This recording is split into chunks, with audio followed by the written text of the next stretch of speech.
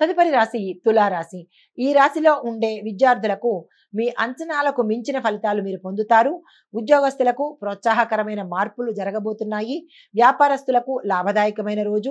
వ్యవసాయదారులకు మంచి దిగుబడి వస్తుంది. ఆరోగ్యపరంగా చూసుకున్నట్టయితే చాలా చక్కగా, సంతోషంగా, హాయిగా, ఆరోగ్యంగా ఈరోజు ఉంటాయి. ఎటువంటి అనారోగ్య సమస్యలు ఈరోజు గోచరించట్లేదు. కుటుంబపరంగా సమస్యలు తగ్గిపోయి అన్యోన్యమైన వాతావరణం ఈరోజు కనబడుతోంది. ఐటీ రంగంలో ఉన్న వారికి కొత్త ప్రాజెక్టులు దక్కే అవకాశం ఈ రోజు ఉంటుంది. రాజకీయ రంగంలో ఉన్న వారికి విజయవంతమైన కార్యక్రమాలను ఈ రోజు మీరు చేపట్టే అవకాశం కనబడుతోంది. కళాకారులకు మంచి గుర్తింపు వస్తుంది. పారితోషికం కూడా పెరిగే అవకాశం కనబడుతోంది. క్రీడాకారులకు మెరుగైన ప్రదర్శన ఇస్తారు. పథకాలను తెచ్చుకునే ప్రయత్నం చేస్తారు. కాంట్రాక్టుదారులకు కొత్త ఒప్పందాలు, కొత్త కాంట్రాక్టులు, టెండర్లు మీ వైపు పలికే అవకాశం ఈ రోజు కనబడుతోంది. మీకు చెప్పదగిన పరిహారము, ఏదైనా అమ్మవారి ఆలయ దర్శనం చేసి కుంకుమ పూజ చేయించుకోవడం కానీ, అర్చన చేయించుకోవడం కానీ చేసినట్టయితే మీకు సంబంధించిన గ్రహ దోషాలు తొలగిపోయి అమ్మవారి అనుగ్రహం కలిగే ప్రయత్నం జరుగుతుంది. ఇది ఈ రాశిలో ఉండే వారికి చెప్పదగిన గోచారిత్య ఫలితాలు, పరిహారాలు. నమస్తే. తదుపరి రాశి వృశ్చిక రాశి. ఈ రాశిలో ఉండే విద్యార్థులకు అదనపు కృషి చాలా అవసరము. ఉద్యోగస్తులకు ఒత్తిడితో కూడుకున్నటువంటి రోజుగా ఈ రోజు గడుస్తుంది.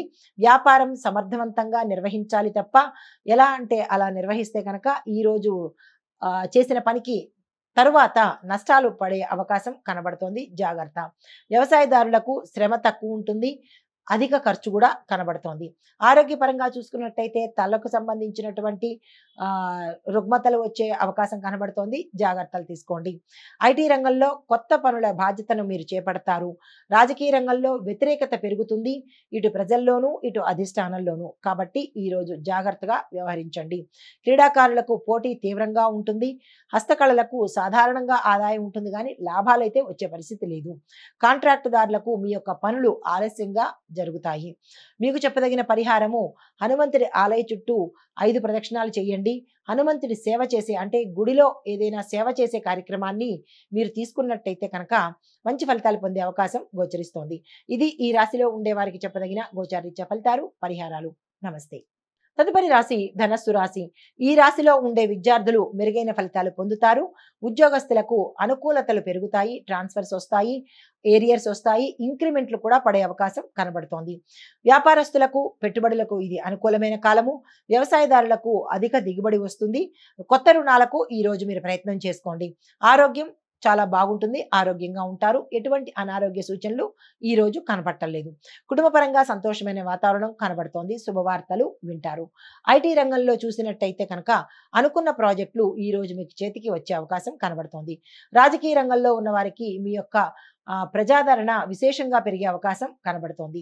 కళాకారులకు మంచి గుర్తింపు వస్తుంది. పారితోషికం కూడా పెరిగే అవకాశం కనబడుతోంది.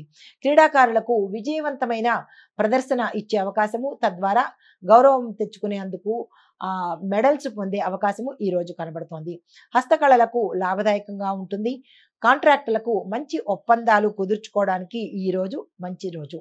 మీకు చెప్పదగిన పరిహారము, గురువారం నాడు ఏదైనా గురు సంబంధిత ఆలయాలను సందర్శించండి.